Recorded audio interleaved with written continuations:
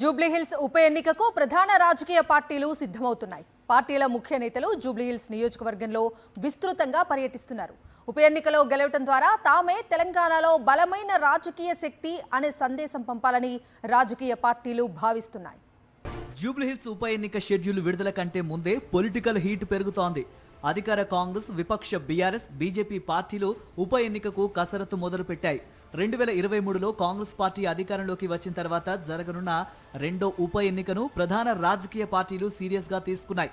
జూబ్లీహిల్స్ ఎన్నికల్లో గెలవడం ద్వారా తెలంగాణలో బలమైన రాజకీయ శక్తి అన్న సంకేతాలు పంపాలని ప్రధాన రాజకీయ పార్టీలు భావిస్తున్నాయి. జూబ్లీహిల్స్ ఉప ఎన్నికకు త్వరలో షెడ్యూల్ వచ్చే అవకాశం ఉందని రాజకీయ పార్టీలు అంచనా వేస్తున్నాయి. నియోజకవర్గ డివిజన్ల వారీగా పార్టీలు వ్యూహాలు సిద్ధం చేస్తున్నాయి.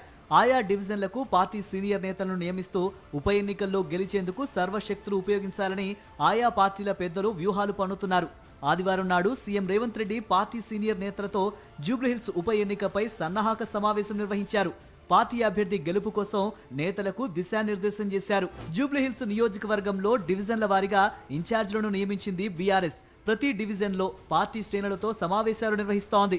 వర్కింగ్ ప్రెసిడెంట్ కేటీఆర్ పార్టీ ముఖ్య నేతలకు ఉప ఎన్నిక బాధ్యతలు అప్పగించారు. సోమవారం తెలంగాణ భవన్లో నిర్వహించిన జూబ్లీహిల్స్ నియోజకవర్గ పార్టీ కార్యకర్తల సమావేశంలో కేటీఆర్ పాల్గొన్నారు. ఉప ఎన్నికలో గెలిచేందుకు పార్టీ శ్రేణులకు దిశానిర్దేశం చేశారు. ఉప ఎన్నిక షెడ్యూల్ విడుదల కంటే ముందే కాంగ్రెస్, బీఆర్ఎస్, బీజేపీ పార్టీలు జూబ్లీహిల్స్ లో పొలిటికల్ హీట్ పెంచుతున్నాయి. అభ్యర్థి విషయంలో ఆ పార్టీలు స్పష్టతకు వచ్చినప్పటికీ ఇంకా అధికారికంగా ప్రకటన చేయలేదు.